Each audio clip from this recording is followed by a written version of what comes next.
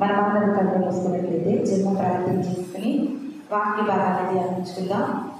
పరిశుద్ధుడా, గొప్ప తండ్రి, మహోన్నతమైన దేవ, మీ పరిశుద్ధమైన పాదములకు స్తోత్రం ప్రభువా. ఈ ప్రాముఖ్యమైన సమయంలో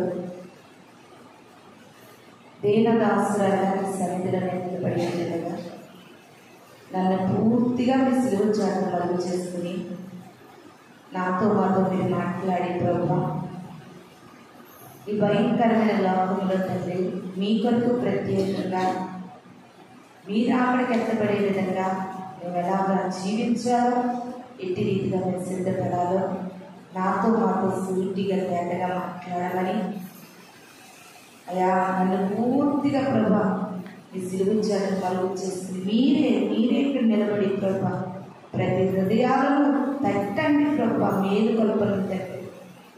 సమస్తాన్ని కూడా మీ దైవ నష్టాలుగా అప్పగిస్తూ వాళ్ళ రాబోతున్న యేసు పరిశుద్ధ నామంలో అడిగి వేడుకుని ప్రార్థిస్తున్నాను తండ్రి. ఆమేన్. ఈ చక్కటి సమయం ఇచ్చినటువంటి దేవాలయ వందనాలు. కూడి వచ్చిన మీ అందరినీ కూడా వందనాలు చెల్లిస్తూ ఉన్నాను. వాక్య భాగాన్ని చదువుతున్నాము. 1 కొరింథీయులకు రాసినటువంటి పత్రిక 11వ అధ్యాయము 27వ వచనాన్ని చదువుకుందాము. 1 కొరింథీయులకు రాసినటువంటి పత్రిక 11వ అధ్యాయము 27వ వచనాన్ని చదువుకుందాం. కాబట్టి ఎవడు అయోగ్యముగా ప్రభువు యొక్క రొట్టెను తినును లేక ఆయన పాత్రలోనిది త్రాగును వాడు ప్రభువు యొక్క శరీరమును గూర్చి రక్తమును గూర్చి అపరాధి అగును. హల్లెలూయా. ప్రతి నెల కూడా మనము ప్రభు బలం సమీపిస్తున్నప్పుడు ఇంచుమించుగా కొన్ని నెలల నుండి మనం ఈ అధ్యాయంలో ఒక మాటను తీసుకుని ధ్యానించుకుంటూ ఉన్నాం. ఈ ప్రశస్తమైన సమయంలో మనము ధ్యానించుకుంటున్న మాట ఏమిటంటే అపరాధము. ఏంటండి? అపరాధము. ఇక్కడ అపోస్తులైన పౌలు గారు ఏమని సెలవిస్తూ ఉన్నారంటే, ఎవరైతే ప్రభు యొక్క రొట్టెని తింటారో, ద్రాక్షరసం త్రాగుతారో, వారు సిద్ధపాటు లేకుండా, దేవుని ఎడల ఒప్పుకోలు లేకుండా, దేవుని సన్నిధిలో విడిచిపెట్టకుండా, మారు మనస్సు లేకుండా, పశ్చాత్తాపము లేకుండా ఎవరైతే ఆ రొట్టె తిని ద్రాక్షరసం త్రాగుతారో వారు ఏమైపోతారంట? దేవతలు అయిపోరు. ఏమవుతున్నారు? అపరాధులు అవుతున్నారంట. ప్రియమైన దేవుని సంగమా, చాలా చోట్ల ప్రభు యొక్క రొట్టె ద్రాక్షరసాన్ని చాలా అవిధేయతగా తీసుకుంటున్న వారు ఉన్నారు, అశ్రద్ధగా తీసుకుంటున్న వారు ఉన్నారు, సిద్ధపాటు లేకుండా తీసుకుంటున్న వారు ఉన్నారు. అలా తీసుకున్న వారందరూ ఏమైపోతారంటే అపరాధులు అవుతారు. అలా తీసుకున్న వారందరూ అపరాధులు అవుతారు. పాట పాడతాం కదా, అపరాధిని నేను యేసయ్యా కృప చూపి బ్రోహ్మని అని మనం పాట పాడతాం. మరి మనం అపరాధులుగా మారకుండా నిరపరాధులుగా ఉండాలంటే ఆ నిరపరాధి యొక్క రక్తాన్ని త్రాగుతూ ఆయన శరీరాన్ని భుజిస్తున్నటువంటి మనము దేవుని సన్నిధిలో ఒక నిర్ణయంతో, ఒక ఆలోచనతో, ఒక పశ్చాత్తాపముతో, ఒప్పుకునేటటువంటి మనస్సుతో, విడిచిపెట్టేటటువంటి మనస్సుతో ఆ రొట్టెను తినాలి, ఆ ద్రాక్షరసాన్ని త్రాగాలి.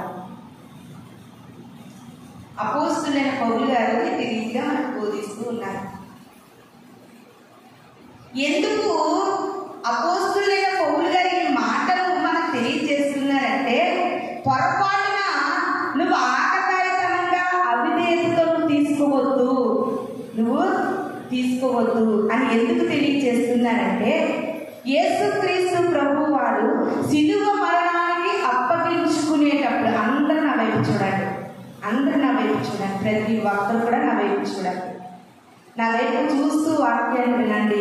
వాక్యము మీ జీవితాల్లో కార్యం చేస్తుంది. నా వైపు చూడమంటే ఇక్కడ నేనున్నానని కాదు, మాట్లాడుతున్నది పరిశుద్ధాత్మ దేవుడు. ఆయన వైపు చూడాలి. ఆయన వస్త్రపు చింగు ముట్టుకుంటేనే స్వస్థత పొందుకుంది ఒక స్త్రీ. మరి ఆయన వైపు చూస్తే మనకెన్ని కార్యాలు జరుగుతాయి. శ్రద్ధాభక్తులతో మన వాక్యాన్ని ఆలకిద్దాం. అయితే ప్రియమైన దేవుని సంగమా, అపోస్తలుడైన పౌలు గారు బల్లను గూర్చి, ప్రభు యొక్క సంస్కారం గూర్చి, ఆ రొట్టెను గూర్చి, ఆ ద్రాక్షారసమును గూర్చి కొన్ని మాటలు మనకి ఇక్కడ తెలియజేశారు. యేసుక్రీస్తు ప్రభు వారు సిలువకు అప్పగిస్తున్నటువంటి ముందటి సమయంలో ఆ రోజున ఏం చేశారంటే మనకు సువార్తలు కనబడతా ఉంటారు. యేసుక్రీస్తు ప్రభు వారు ఏం చేశారంటే ఒక రొట్టెను పట్టుకుని దాన్ని పిలిచి ఆయన శిష్యులను పిలిచి ఇచ్చారు. ద్రాక్షరసాన్ని తీసుకుని అందరికీ ఇచ్చారు. ఇస్తూ ఒక మాట అన్నారు, ఈ రొట్టె తీసుకుంటున్న వాడే నన్ను అప్పగిస్తాడు అన్నారు. ప్రియమైన దేవుని సంగమా, హల్లెలూయా. ఈ రొట్టె తీసుకుంటున్న వాడే నన్ను అప్పగిస్తాడు అన్నారు. కానీ పొరపాటున ఈ రొట్టె తీసుకుని నన్ను అప్పగించిన వాడు చస్తాడని లేదండి, మరణము నొందుతాడని లేదు, మరణ శిక్ష పొందుతాడని కూడా ప్రభు అనలేదు. ఆయన ప్రేమ అంత గొప్పది. ప్రియమైన దేవుని సంగమా, నేనైతే చాలా ఒక్కొక్కసారి నా ఆత్మ ప్రేరేపణతో, ఒక నిర్ణయంతో, ఒక ఆలోచనతో, ఒక సరికొత్త ప్రార్థనతో నేను బలం తీసుకుంటూ ఉంటాను. నేను చాలాసార్లు నేను బ్రతికిన దినాల్లో బలహీనంగా ఉండేదాన్ని. అప్పుడు నేను ఒకటి అనుకునేదాన్ని, ప్రభువా ఎక్కువ సార్లు నేను సేవలోనికి రాకముందు ఒక ప్రార్థన చేసేదాన్ని, ప్రభువా శక్తివంతమైన నీ శరీరమును, శక్తివంతమైన నీ రక్తమును నేను త్రాగుతున్నాను, నేను తింటున్నాను, నాకు బలం ఇవ్వండి, నాకు ఆరోగ్యాన్ని ఇవ్వండి, అలా శక్తివంతురాలుగా నన్ను చెయ్యండి ప్రభువా అని. ఈ శరీరము నిష్ఫలమైనటువంటి శరీరానికి నీ శరీరము నాలోనికి వెళుతుండగా, నీ రక్తం నాలోనికి వెళుతుండగా నాకు శక్తి వస్తుంది అనేటటువంటి ఒక ఆలోచనతో తీసుకునేదాన్ని. శక్తి వస్తుంది, కంపల్సరీ వస్తుంది. ఎందుకంటే యేసుక్రీస్తు ప్రభు వారు అన్నారు, నేను పొందిన దెబ్బల్లో మీకేముంది? దెబ్బలు ఎక్కడున్నాయి? శరీరం మీద ఉన్నాయి. దెబ్బలు ఎక్కడున్నాయి? సర్వ శరీరము కూడా నలగొట్టబడింది. వెంట్రుకలు కూడా మిగల్చలేదు జనాలు. గెట్టము యొక్క వెంట్రుకలు పెరిగి లాగేవారు. నడినెత్తి మొదలుకుని మళ్ళీ నడినెత్తి వదిలేసారా, ముండ్ల కిరీటంతో అలంకరించి, పాదాలు వదిలేసారా, మేకులతో చేశారు. అలాగా దేవుని యొక్క శరీరము తల వెంట్రుకలు శిరస్సు మొదలుకుని అరి పాదము వరకు కూడా నలగొట్టబడింది. ఆయన అంటున్నారు, నలగొట్టబడిన శరీరంలో నేను పొందిన గాయములలో మీకేముంది? స్వస్థత ఉంది. నేను చిందించిన రక్తధారలలో మీకేముంది? స్వస్థత ఉందని ప్రభు అన్నారు కదా. అందుకే నాకు స్వస్థత కావాలి, నాకు ఆరోగ్యం కావాలి అని తెలిసి తెలియని స్థితిలో నేను అట్టి ప్రార్థన చేసుకుని బలం తీసుకునేదాన్ని. ఇంకా చిన్న చిన్న లోపాలు ఉంటే సరి చేసుకునేదాన్ని. ఇంకా దేవుని సన్నిధిలో బలం సమీపిస్తున్నప్పుడు ఎక్కడ లేని పశ్చాత్తాపంతో, దుఃఖముతో దేవుని యొక్క బలాన్ని తీసుకునేవాళ్ళం. ప్రియమైన దేవుని సంగమా, ఈ దినాన్ని ప్రభు వాక్యం ఏమంటుందంటే, తీసుకుంటున్న నీకు శక్తి పొందుకోవడం కాదు, బలహీనులైపోతారంటుంది. తీసుకుంటున్న నీకు నిత్య జీవితం పొందుకోవడం కాదు, మరణిస్తారంటుంది. ప్రభు బలం గురించి అధ్యయనంతా మనం చదువుకుంటే, ఈ వచనాలన్నీ కనుక మనం చదువుకుంటే, నిత్య జీవితం కొరకు తీసుకుంటున్నటువంటి ఈ బల, కొంతమంది బలను తీసుకునే క్రమం సరిలేక, హృదయం సరిలేక, పశ్చాత్తాపం లేక మరణిస్తారంట. కొంతమంది అయోగ్యంగా తీసుకుంటే ఏమవుతారంట? బలం పొందుకోడు కాదు, బలహీనులైపోతారంట. ప్రియమైన దేవుని సంగమా, ఇది నాని అందరి మాట ఉంచుతాం. నీ సంగతి, నా సంగతి ఏంటి? ప్రభు బలను సమీపించడానికి దేవుని సన్నిధికి చేరినటువంటి నీవు ఎటువంటి సిద్ధపాటు కలిగి ఇక్కడికి వచ్చావు? ఎలాంటి ఆలోచనలతో నువ్వు బలను తీసుకోబోతున్నావు? ఎలాంటి నిర్ణయములతో దేవుని యొక్క బలను నువ్వు సమీపించబోతున్నావు? నువ్వు అపరాధిగా మారిపోకూడదు. ప్రియమైన దేవుని సంగమా, యేసుక్రీస్తు ప్రభు వారు ఆ యొక్క సువార్తలు అంటున్నారు, ఇది నా శరీరము, ఇది నా రక్తము, ఈ రొట్టె నా శరీరము, ఈ ద్రాక్షరసం నా రక్తం. ఆ మాటలే, కొన్ని మాటలే చెప్పారు. కానీ అపోస్తలుడైన పౌలు గారు ఏమంటున్నారంటే, అజాగ్రత్తగా తీసుకోకు, అయోగ్యంగా తీసుకోకు, నువ్వు అపరాధిగా మారిపోతావు. ప్రభు మాత్రం అలా చెప్పలేదండి. ఎందుకు అపోస్తులైన పౌలు గారు దేవుడు కొన్ని మాటలే సువార్తలలో తెలియజేస్తే అపోస్తులైన పౌలు గారికి క్లారిటీ ఎందుకు ఇచ్చారో తెలుసండి. తీసుకున్న వారిలో యూదా ఇస్కరియోతు అపరాధిగా మిగిలిపోయాడు. ఏమైపోయాడండి? అపరాధిగా మిగిలిపోయాడు. ఎలాంటి అపరాధం అంటే రొట్టె తీసుకున్నాడు, ద్రాక్షరసం త్రాగాడు, ప్రభువుని సైనికులు ఈడ్చుకెళ్ళిపోతున్నారు, సిలువ వేసేస్తున్నారు.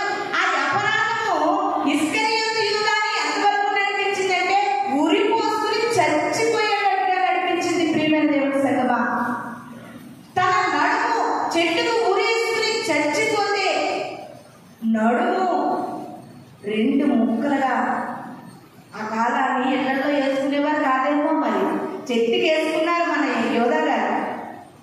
అపరాధం అనేది ఎక్కడ వరకు నడిపిస్తుందంటే భయంకరమైన శిక్ష వరకు నడిపిస్తూ ఉంది.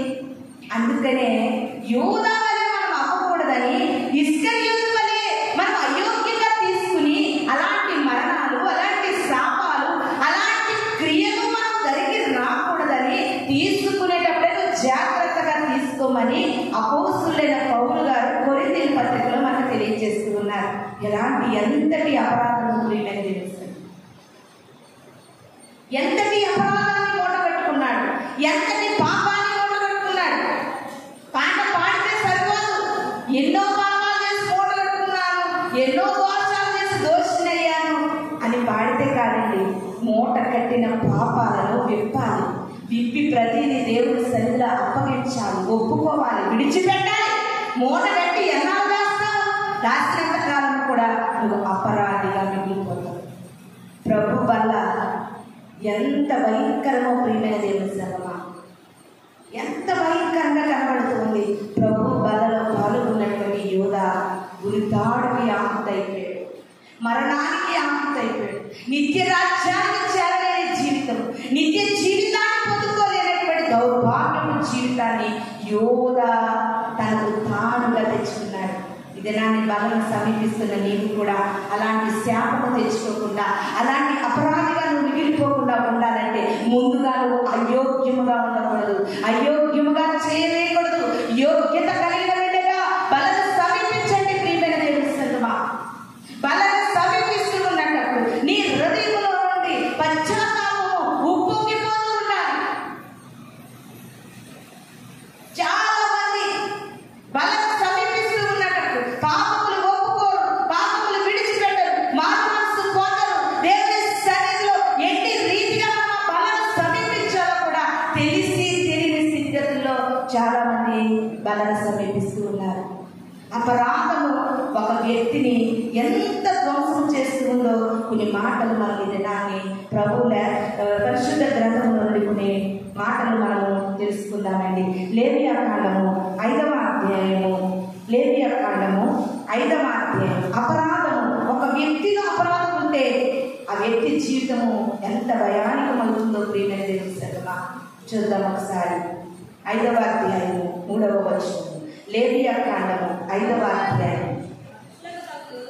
మనుష్యులకు తగులు అపవిత్రతలలో ఏదైనా ఒకరికి తెలియకుండా అంటిని ఎడలా, అనగా ఒకరికి అపవిత్రత కలిగిన ఎడలా, ఆ సంగతి తెలిసిన తరువాత వాడు ఏమవుతాడంటే అపరాధి అవుతాడట. చూడండి ఎంత చక్కటి మాట, ఎంత చక్కగా తేట తెల్లగా ఇక్కడ మనకి కనబడుతూ ఉంది. అపవిత్రమైనవి నువ్వేమన్నా చేసేవనుకో, ఎలా చేస్తే తెలియకుండగా.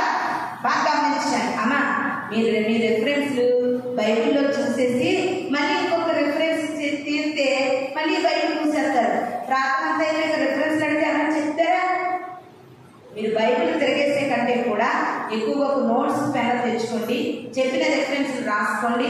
ఇంటికి వెళ్ళిన తర్వాత అన్నీ కూడా కొరింథీ సంఘం వల్లే వాక్యము ఉన్నట్టు చెప్తున్నారా, కల్పనా కథలు చెప్తున్నారా అనేది మీరు గ్రహించండి. అంతేగాని నేను రెఫరెన్స్ చదివించిన కొంత సేవల వరకు బొమ్మ బైబిల్ తడుగుతూ ఉంటే ఈ మాటలు మీరు స్పందించలేదు. ప్రియమైన దేవుని సంగమా, ఇక్కడ ఏమని దేవుని చక్కటి మాట మనకు కనబడుతుందంటే మనుషులకు ఏమవుతాయంటే అండి, అపవిత్రతలు ఏదైనా ఒకరికి తెలియకుండా అంటుకుంటే ఏమంటుకుంటున్నాయంటండి, అపవిత్రతలు అంటుకుంటున్నాయంట. అపవిత్రతలు అంటుకుంటే తెలియకుండా అంటితే అపవిత్రత కలిగిన ఎడల ఒక మాట నేను మీకు ఇంకా ఈజీగా అర్థమయ్యేటట్టుగా చెప్తాను. నేను ఇక్కడ ఉన్నాను, తెలియకుండా నా యొక్క వస్త్రానికి చిన్ని నిప్పు అనుకున్నాను, వస్త్రానికి నిప్పు అనుకున్నాను. తెలియదు నాకు. తెలిసిన తర్వాత ఏం చేస్తా, అంటుకుంటే అంటుకొని అది నేను ఏం చేస్తాను అనుకుంటారా? అలా అనుకుంటే ఎక్కడో చీరకి చిన్నది అంటుకున్నది చీర అంతా కాలుతుంది. నెక్స్ట్ ఏం కాలుతుంది, శరీరం కాలుతుంది. నెక్స్ట్ మొత్తం అంతా కాలిపోయి బూడిద మిగులుతుంది. ఈ మాటను చాలా జాగ్రత్తగా ఆలోచించాలి. నీకు అపవిత్రత అంటుకోవట్లేదు నీకు తెలిసిందనుకో, అంటుకుంది నీకు తెలియలేదు. ఆ తర్వాత అంటుకున్నది నీకు తెలిసిన తర్వాత నువ్వేం చేయాలి, దానిలో నుండి నువ్వు బయటకు రావాలి. తెలియకుండా అంటుకుంది నీకు, తెలిసిన తర్వాత ఆపాలి. తెలియకుండా అంటుకుంది పాపము, తెలిసిన తర్వాత విడిచిపెట్టాలి. తెలియకుండా అంటుకుంది రోగము, తెలిసిన తర్వాత ఏం చేస్తాము, మందులు వాడతాం. తెలియకుండా అంటుకున్న తర్వాత అది అపవిత్రత అని నీకు తెలిసిన తర్వాత కూడా నీవు దానిని విడిచిపెట్టకపోతే, నీవు దానిని వదలకపోతే నువ్వు అపరాధి అని లేవియ కాండంలో మోషే గారు మనకు తెలియజేస్తున్నారు. ప్రియమైన దేవుని సంగమా, చాలా మంది ఈ దినాన్ని తెలియకుండా అంటుకోవటం లేదు, తెలిసి అంటించుకుంటున్నారు, తెలిసే మురుగుతున్నారు, తెలిసే చేస్తున్నారు. ఎరిగి ఎరిగినే చెడిపోతిని, యేసుని గాయము రేపితిని, మోసపోతి నేను దృష్టి తొలగింది, దాసుడని చూడవిమ్ము. హల్లెలూయా. నిజంగానండి, లేవియ కాండంలో మనం చదువుకున్న వాక్యంలో ఎంత చక్కటి వాక్యం చూడండి. అపవిత్రత అని నీకు తెలియనప్పుడు, అది అపవిత్రత అని నీకు తెలియకుండా నువ్వు అపవిత్రంగా బ్రతుకుతున్నప్పుడు, ఆ తర్వాత నీకు అపవిత్రత అని తెలిసిన తర్వాత కూడా నువ్వు పవిత్రతలోనికి రాకపోతే నువ్వు అపరాధివి. ఎంత చక్కటి మాట. బైబిల్ గ్రంథము ప్రియమైన దేవుని సంగమా, మన కన్నులు తెరిపించే గ్రంథం, మన హృదయాలు మార్చే గ్రంథం. ఎంత చక్కటి మాట ఇక్కడ మనకు కనబడుతుందో. ఈ అధ్యాయం అంతటిలో కూడా అపరాధం వరకు మనకి ఎక్కువ కనబడుతూ ఉంటాయి. అదే మనం చదువుకున్నాం కదా, 4వ వచనాన్ని కూడా చదువుకుందాం. మరియు కీడైనను మేలైనను మనుష్యులు వ్యర్థముగా ఒట్టు పెట్టుకుని చేసేదమని పలుకు మాటలలో దేనినైనను విమోచింపక చేసేదనని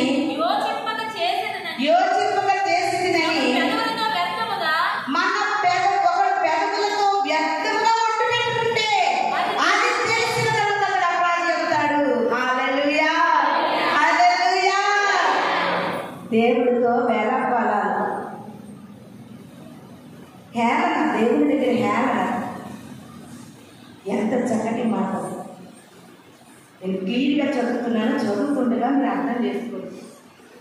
కీడైనను మేలైనను మనుషులు వ్యర్థముగా ఒట్టు పెట్టుకుని నేను ఈ పని చేస్తానని మాటలతో పలుకుతూ దేనినైనను ఆలోచింపక చేసేదనని ఒకడు పెదవులతో వ్యర్థముగా ఒట్టు పెట్టుకుంటే అది తెలిసిన తర్వాత వాడు అపరాధి అవుతాడు. హల్లెలూయా. ఎంతమంది దేవుని సన్నిధిలో ఎన్నెన్ని విషయాలను మీరు ఒట్టు పెట్టుకున్నారో ఆలోచించండి. ఎన్నెన్ని విషయాల్లో మనం ఒట్టు పెట్టుకున్నాం ఒకసారి ఆలోచించండి. దేవుని సన్నిధిలో నీకు ఇది చేస్తే నేను ఇలా ఉంటాను ప్రభు అని ఎన్నిసార్లు ఒట్టు పెట్టుకున్నాం. మేలు విషయంలో నాకు ఈ మేలు జరిగితే నేను ఈ పని చేస్తానని ఒట్టు పెట్టుకుంటున్నాం.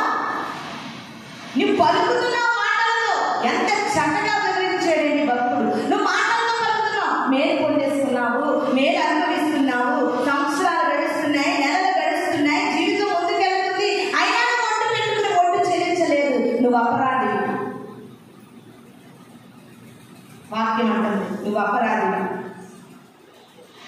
అపరాధులు ఏమి శిక్షణ అనుభవిస్తారో మొట్టమొదటిగానే దేవుడు మనకు ఒక రాయేసి నిన్నెవరు అనుకోమన్నారు? మేలు విషయంలో కీడు విషయంలో దేవుడి సన్నిధిలో ఒక మనిషితో మాట్లాడినట్లు, ఒక మట్టి మనిషితో మాట్లాడినట్లు మహిమ గల పరలోకపు తండ్రి యొక్క వ్యక్తమైన మాటలు ఎదురు పలుకుతున్న ప్రియమైన దేవుడి సన్నిధిలో దాని శిక్షను అనుభవించడం తప్పదు. దేవుడి సన్నిధిలో జాగ్రత్తగా ఉండాలి. వాక్యం అంటుంది దేవుడి విషయంలో నువ్వు ఏది మాట్లాడాలనుకున్నా, ఏది ప్రార్థన చేయాలనుకున్నా ఆయన ఆకాశం ఉన్నాడని గ్రహించు, నువ్వు భూమి మీద ఉన్నావని గ్రహించు, నువ్వు మట్టి మనిషివని గ్రహించు, నువ్వు చచ్చిపోతే పురుగులు పడతాయని గ్రహించు, ఆయన మానవికుడని గ్రహించు. ఎలా పడితే అలాగా మనుషులతో మాట్లాడినట్టు దేవుడితో మాట్లాడదు. దేవుడితో మాట్లాడదు. ప్రియమైన దేవుడి సంగమా, మనకు తెలియకుండానే కొన్ని శాపాలను తెచ్చుకుంటున్నాం. మనకు తెలియకుండానే అపరాధులుగా మనం మారిపోతున్నాం. అలాంటి తప్పుడు పనులు మనం ఎప్పుడు కూడా చెయ్యొద్దని విధాన వాక్యము మనల్ని హెచ్చరిస్తుంది. ప్రియమైన దేవుడి సంగమా, చాలా సార్లు వేళకాలంలో ఉన్న నీకు శ్రమలు, శోధనలు, ఇరుకులు, ఇబ్బందులు, ఏంటి శాపాలు, ఏంటి పరిస్థితులు, జాగ్రత్త. నువ్వు దేవునితో ఎన్నోసార్లు వ్యర్థముగా మాట్లాడుతున్నావు, వ్యర్థముగా మాట్లాడేస్తున్నావు.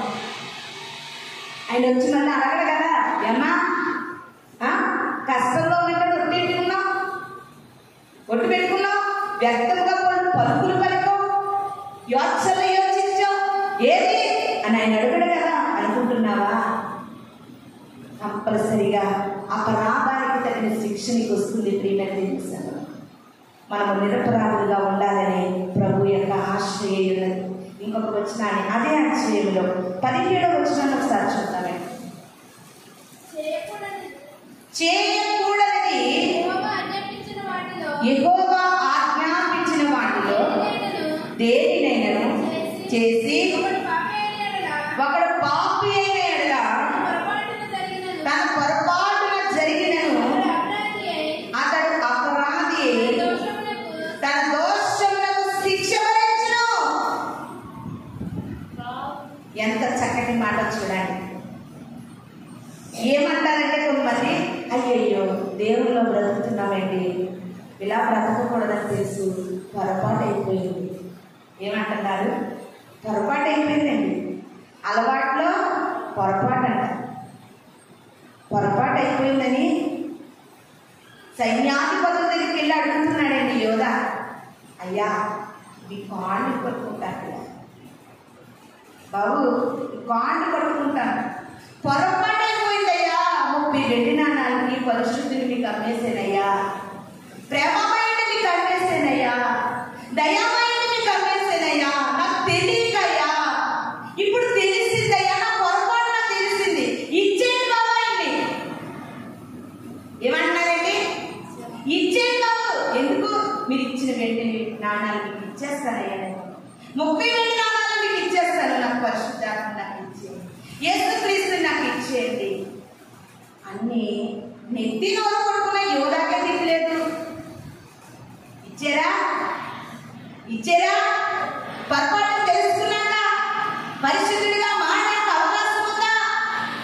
తనకు కలిగినటువంటి ఆ పొరపాటులను బట్టి పశ్చాత్తాపంతో గుండె తట్టుకోలేక, హృదయం తట్టుకోలేక సరాసరి వెళ్ళిపోయి చెట్టుకు ఊరేసుకున్నాడు.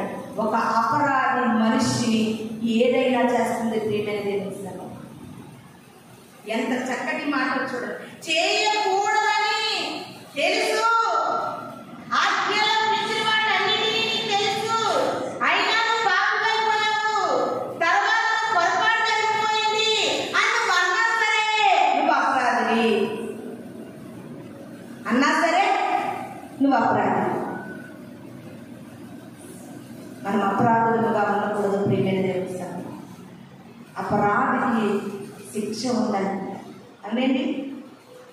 ఆ దోషములకు నువ్వు అపరాధి అయి నీ దోషములకు తన దోషానికి తనకే శిక్ష, నువ్వు చేసిన దోషానికి నీకే శిక్ష.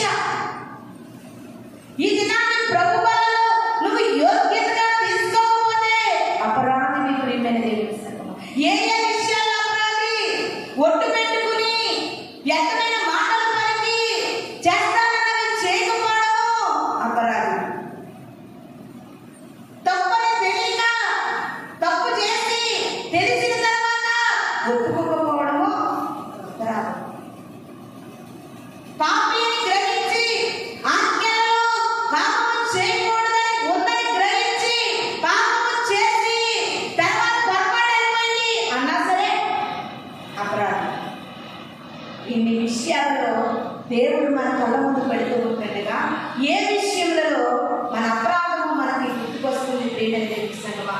ఈ వాక్యాన్ని పెట్టి చూస్తే ఏ అపరాధములలో మనం చిక్కుకున్నామో ప్రభు బలను సమీపిస్తూ ఉంటుండగా వాటిని మనం విడిచిపెట్టేటటువంటి మనస్సును కలిగి ఉండాలని మీకు అందరికీ కూడా తెలియజేస్తూ ఉన్నాను. సంఖ్యాకాండము 14వ అధ్యాయము 18వ వచనం దోషమును అతిక్రమమును పరిహరించువాడు అపరాధిని నిరపరాధిగా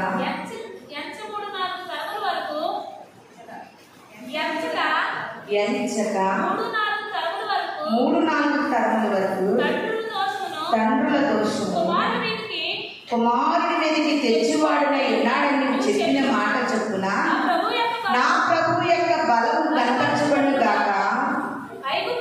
ఐగుప్తుల నుండి వచ్చినది మొదలుకొని ఇది వరకు ఈ ప్రజల దోషమును పరిహరించినట్లు నీ కృపాతిశయమును బట్టి ప్రజల దోషమును దయచేసి క్షమించమని యెహోవాతో చెప్పగా. హల్లెలూయా.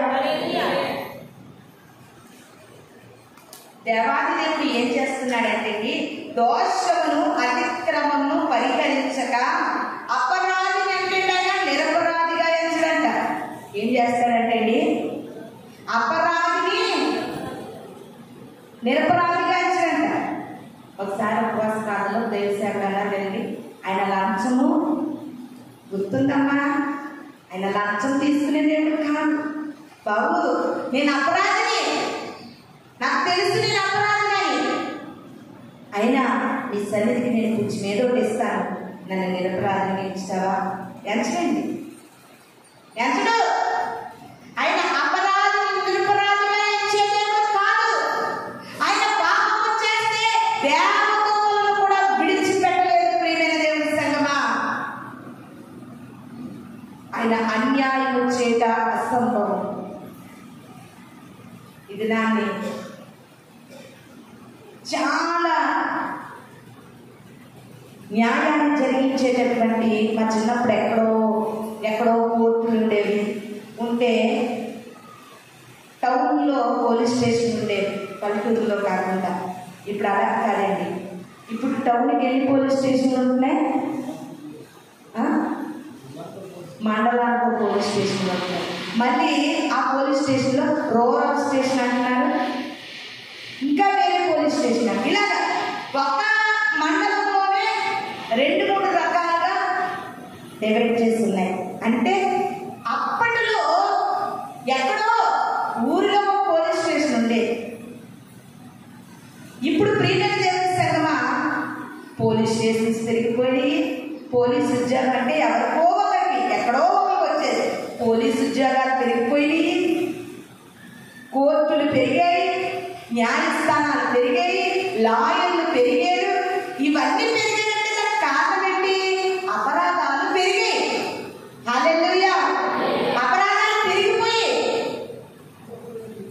ఎంత అపరాధి అయినా లంచం తీసుకుంటే న్యాయస్థానమన్నా నిరపరాధిగా ఎంచొచ్చేమో, కానీ నువ్వు నేను నమ్ముకున్న దేవుడు అపరాధిని నిరపరాధిగా ఎంచడు ప్రియమైన దేవుని సంగమా. అపరాధి అపరాధే, ఆయన నిరపరాధిగా ఎంచడు అని మనం చదువుకున్నటువంటి సంఖ్యాకాండంలో రాయబడి ఉంది. అపరాధిని నిరపరాధిగా ఎంచడు. ఇది నాకు ఆయన అపరాధిని నిరపరాధిగా ఎంచడు, కానీ అపరాధుల యొక్క అపరాధములను క్షమిస్తాడంటే మన దేవుడు క్షమించుటకు సిద్ధమైన మనస్సు కలిగిన దేవుడు. అపరాధిని నిరపరాధిగా ఎంచబడే దేవుడైతే యోధా ఎన్నో సంవత్సరాలు నా కూడా తిరిగాడండి, నా వెంట ఉన్నాడండి, నేను ఏ తింటా తిన్నాడండి. నా శిష్యులలో ఒకడండి యోధా, నా 12 మంది శిష్యులలో యోధా ఒకడు. ఆ ఒక్క యోధా అపరాధం చేసిన నా శక్తితో నేను నిరపరాధిగా మార్చుతానొచ్చు కదా అండండి. మనుషులను మభ్య పెట్టొచ్చేమో, కానీ మనుషులను ఏదైనా ఇచ్చి నీ వైపు తిప్పొచ్చేమో, మనుషులను ఏ రీతికైనా నీ అపరాధులను నిరపరాధులను చేసుకోవచ్చేమో, కానీ దేవాది దేవుడు అంటున్నాడు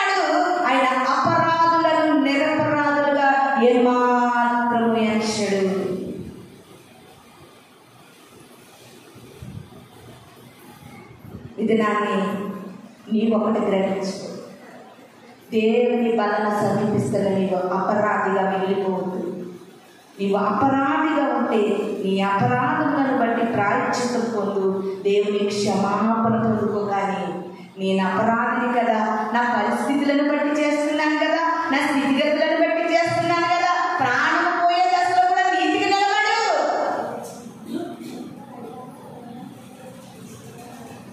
దేవుడి వైపు సాకులు చెప్పు, ఆయనపై నెట్టేయకు.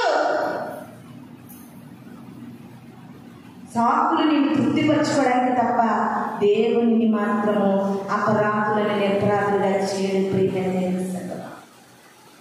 ఇది. దాన్ని మనం అపరాధములతో ఉన్నామా, మనము నిరపరాధులుగా బ్రతుకుతున్నామా, ప్రభు బాధలో చేయి వేస్తున్న మనల్ని మనం పరీక్షించుకోవాలి. హోషేయ గ్రంథము 13వ అధ్యాయము 1వ వచనం.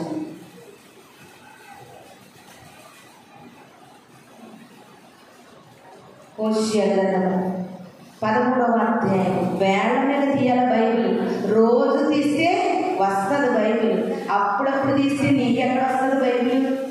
సగం అంతా కూడానమ్మా, సగం అంతా కూడా రోజు చదువుతుంటేనే. 13వ అధ్యాయం 1వ వచనము. ఎఫ్రాయిము మాటలాడినప్పుడు భయము కలిగింది, అతడు ఇశ్రాయేలు వారితో తను గొప్ప చేసుకునేను. తరువాత బయలుదేరతను బట్టి అపరాధి అతడు నాశనం పొందెను. హల్లెలూయా, హల్లెలూయా. ఈ ఎఫ్రాయిము కోసం దేవుడు అంటాడండి ఒక చోట, ఎఫ్రాయిము నా ముద్దు బిడ్డ అంటాడు. ఏమంటాడు? ఎఫ్రాయిము నా ముద్దు బిడ్డ అంటాడు. వాక్యం ఇక్కడ ఏమైంది? ముద్దు బిడ్డ కాస్త ఏమైపోయాడు? అపరాధి అయిపోయాడు. ప్రియమైన దేవుని సంగమా, ఒకప్పుడు నేను ఎంత భక్తి చేశానండి, అది అనవసరం. ప్రెసెంట్ కావాలి దేవుడికి. ఇప్పుడు ఎలా ఉన్నావు కావాలి.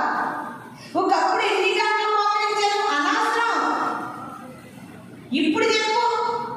నువ్వు ఒకప్పుడు సంగతి చెప్తున్నావంటే ఇప్పుడు నువ్వు అట్టి రీతిగా లేవని నీకు ఇంకే అర్థమైపోతుంది. అవునండి. ఒకప్పుడేంటి మా ఇంటికి వచ్చి ఎంత మంది ఫోన్ చేసేవారు అని చెప్పేవనుకో, నువ్వు చెప్పకుండానే నీ స్టోరీ నాకు అర్థమవుతుంది. ఇక్కడ ఒకప్పుడు చేసేవారు, అయితే ఇప్పుడు లేదన్నమాట. ఒకప్పుడు ఉండేదండి, అయితే ఇప్పుడు లేదన్నమాట. నీ ప్రశ్నే నీ జవాబు, నీ మాటలోనే ఎదుటివాళ్ళని క్లూ ఇస్తున్నావు. ప్రియమైన దేవుని సంగమా, ఒకప్పుడు ఎఫ్రాయిము అంటే మాట్లాడుతుంటే భయపడేవారంట జనాలు. ఎఫ్రాయిము దేవుని బిడ్డగా మాట్లాడుతూ ఉంటే భయము కలిగిందంట. ప్రియమైన దేవుని సంగమా, అదే ఎఫ్రాయిము పేరు మారలేదు, మనిషి మారలేదు, బ్రతుకు మారిపోయిందండి. ఎంత దౌర్భాగ్యము ప్రియమైన దేవుని సంగమా. ఒకప్పుడు ఎఫ్రాయిము మాట్లాడితే ప్రజలు గడగడ వణికేవారంట. ఒకప్పుడు ఎఫ్రాయిము దేవునికి ముద్దు బిడ్డంట. ఇది కానీ ఎఫ్రాయిము ఎలా మారిపోయాడంటే తన్ను గొప్ప చేసుకోవడం మొదలు పెట్టాడండి. హల్లెలూయా, హల్లెలూయా. ప్రియమైన దేవుని సంగమా, నిన్ను నువ్వు గొప్ప చేసుకోవద్దు. ఎప్పుడు కూడా గొప్ప చేసుకోగలిగితే ఆయనను గొప్ప చేయాలి. ఎందుకంటే ఆయన ఒక్కడే గొప్ప దేవుడు, ఆయన ఒక్కడే గొప్ప కార్యాలు చేయగలిగిన దేవుడు. ఇప్పటి వరకు దేవుడిని గొప్ప చేసినంత కాలంలో ఎఫ్రాయిముకి అందరూ భయపడ్డారు. అందరూ నాకు భయపడుతున్నారు, కానీ నేనంటే చాలా భయపడుతున్నాను. సార్ నేను గొప్ప చేసుకుందాం అనుకున్నాడంటే అండి, పోరా అంటున్నారు. ఎప్పుడు కూడా నీ విశ్వాసం అన్నా, నీ భక్తి అన్నా, నీ జీవితం అన్నా, నీ క్రైస్తవ్యం అన్నా నీలో దేవుడు గొప్ప చేయడానికి ప్రయత్నించు. నిన్ను గొప్ప చేసుకోవడానికి నువ్వు ప్రయత్నించకూడదు. చాలాసార్లు చెబుతూ ఉంటాను, నాలో ఒక ఆశ, ప్రభువా వాక్యము చెబుతున్నప్పుడైనా, ప్రార్థన చేసినప్పుడైనా, ఏది చేసినా నన్ను నేనుగా అనుకోకూడదు ప్రభువా. నాలో నీ ఉంటేనే కానీ ఈ యొక్క చేపలు, గోల్డ్ చేపలు సముద్రంలో ఉన్నాయి. చేప దేవుని కొరకు ఉపయోగపడింది కనుక తిమింగలాన్ని దేవుడు బైబిల్లో రాయించాడు. హల్లెలూయా. చేపలు చాలా పేర్లు ఉన్నాయి కదమ్మా, చాలా పేర్లు ఉన్నాయి, మనందరికీ తెలుసు. గోల్డ్ పేర్లు ఉన్నాయి చేపలకి. ఆ చేపల పేర్లు ఏమీ లేవు, తిమింగలం పేరు బైబిల్లో ఉంది. ఆయన వాడుకున్నాడు కనుక తిమింగలాన్ని. ఎన్నో గాడిదలు ఉన్నాయి. ఆ యొక్క గ్రామంలో 2 గాడిదలనే ఇక్కడ రాయబడి ఉంది. ఎన్నో గాడిదలు ఉన్నాయి. కంచిన గాడిదను కూడా బైబిల్లో రాశారు. ప్రియమైన దేవుని సంగమా, ఆయన వాడుకుంటేనే ఇక్కడ నిలబడగలం. కానీ మట్టి మనిషికి ఎప్పుడు కూడా గొప్ప ఉండకూడదు. ప్రియమైన దేవుని సంగమా, మాకు కాదు ఎక్కువ, మాకు కాదు, సమస్త మహిమ ఘనత నీకే. హల్లెలూయా, హల్లెలూయా. ఎఫ్రాయిము తనను తాను గొప్ప చేసుకోవడం మొదలుపెట్టిన తర్వాత అండి ఇంకా ఏం చేశాడంటే తెలుసండి, గొప్ప చేసుకుంటున్నట్ట. ఎవరిలో గొప్ప చేసుకున్నాడని కూడా రాయబడిందో చూడండి. ఇశ్రాయేలు వారిలో, దేవుని ప్రజలలో ఈయన గొప్ప చేసుకోవడం మొదలెట్టాడు. ఈయన గొప్ప చేసుకోవడం మొదలెట్టి అలాగా గొప్పలో గొప్పలో గొప్పలో. గొప్ప అనేది దేనికి గుర్తు తెలుసా? అహంకారానికి గుర్తు, గర్వానికి గుర్తు. గర్వానికి ముందు నాశనము నడుస్తూ ఉంది. ఎప్పుడైతే గొప్ప చేసుకోవడం మొదలు పెట్టాడో తన గొప్పతనమును బట్టి వెర్రవీగిపోయి అన్య దేవతలను పూజించడం మొదలు పెట్టాడంటే, అలా పూజించి ముద్దు బిడ్డగా ఉన్నటువంటి ఎఫ్రాయిము అపరాధిగా మారిపోయాడు. అపరాధికి శిక్ష ఇంకో చాట ఉంటుంది. ఎఫ్రాయిము అప్పడంలాగా అయిపోయాడంటే, ఎలాగా?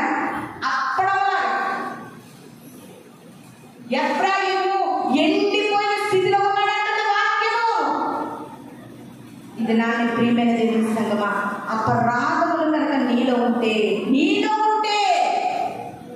ఎన్నో శిక్షలను అనుభవించవలసి వస్తుంది. అందుకనే ఇది నాని ప్రభు వాళ్ళని సమీపించబోతున్న మనము, నేను అపరాధినయ్యా, నా అపరాధములను క్షమించండి. నేను అపరాధినే, నేను కాదని అనట్లేదు. నన్ను నిరపరాధిగా చూడని కూడా నేను అన్నయ్యా అనడానికి కూడా నేను సరిపోను ప్రభు. నన్ను నిరపరాధిగా, నన్ను క్షమించండి ప్రభు, నా అపరాధములను క్షమించండి అని ప్రతి అపరాధములు కూడా దేవుని సన్నిధానంలో మనం ఒప్పుకుని విడిచిపెట్టే వారంగా ఉండాలి. మత్తయి సువార్త 12వ అధ్యాయము 37వ వచనం చదువుకుందామండి. మత్తయి సువార్త 12వ అధ్యాయము 37వ వచనం చదువుకుందాం. నీ మాటలను బట్టి నీతిమంతుడు వారి తీర్పు నొందుదువు. నీ మాటలను బట్టి అపరాధిగా నీ తీర్పు నొందుదువు. హల్లెలూయా, హల్లెలూయా. ప్రతి ఒక్కరు రెండు చేతులు పైకెత్తుదామా? హల్లెలూయా, హల్లెలూయా. దేవునికి స్తోత్రం. మనం అంటేండి, నా మాటలను బట్టే అపరాధిగా ఉంటాడంట దేవుడు. నా మాటలను బట్టే నిరపరాధిగా ఉంటాం. ఏదైనా మనలోనే ఉంది. ఏదైనా నీ మాటలు జాగ్రత్త సినిమా, నీ మాటలు జాగ్రత్త. ఉన్న పాస్టర్ గారు ఉంటే ఉన్నారు కానీ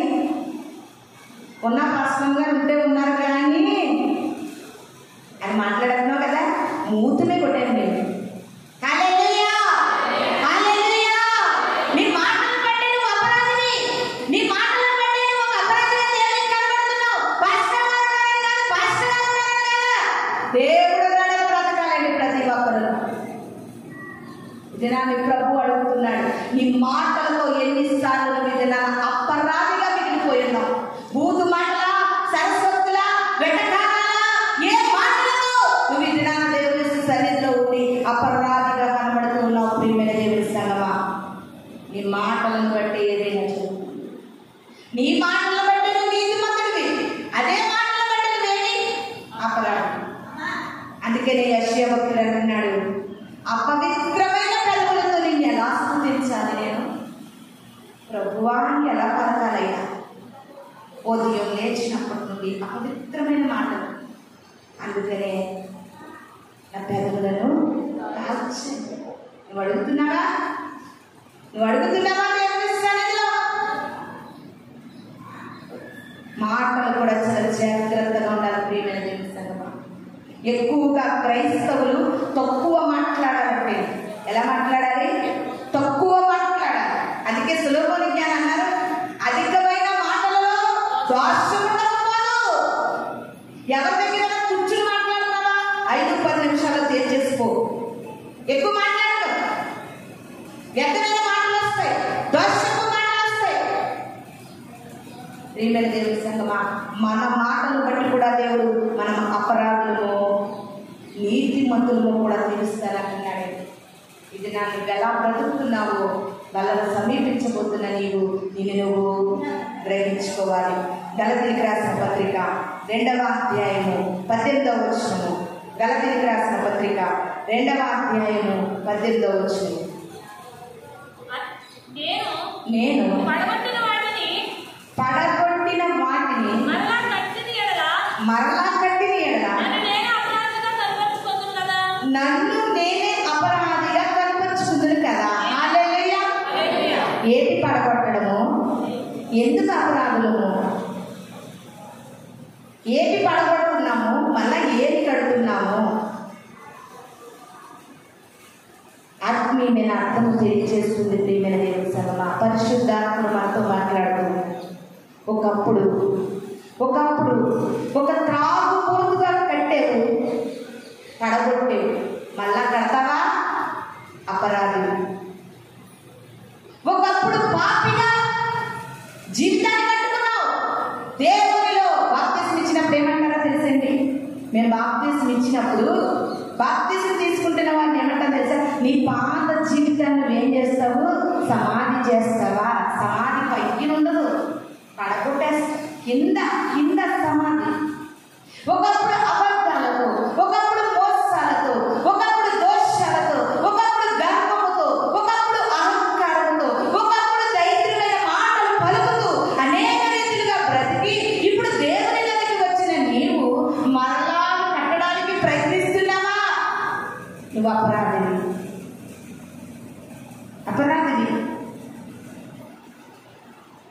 ఏదైతే ప్రభు వరకు చీయని పడగొట్టేసావో మళ్ళా కట్టే ప్రయత్నం చేయగలమా?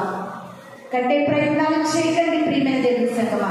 ఏ పాపమైతే పడగొట్టుకుంటూ దేవునిలోకి వచ్చేసేవో, ఏదైతే ఏ దోషమైతే పడగొట్టు దేవునిలోకి వచ్చేసేయో, ఏ అపవిత్రత అయితే నాకు వద్దు అని పడగొట్టు వచ్చేసేవో, మళ్ళా నాలుగు భక్తిలో నీకు బోరు కొట్టి, విశ్వాసంలో బోరు కొట్టి, క్రైస్తవ్యంలో బోరు కొట్టి, మందిరం అంటే బోరు అనిపించి, చిన్నపిల్లలు కూడా అంటున్నారండి, నాకు బోరు కొట్టేస్తున్నాను.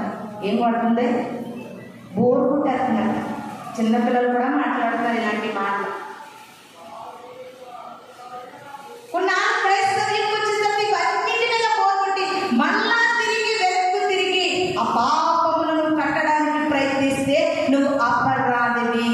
అపరాధులకు శిక్ష తప్పదు ప్రియమైన దేవుని సంగమా. విడిచిపెట్టిన వాటిని నువ్వు మరలా కట్టకూడదు.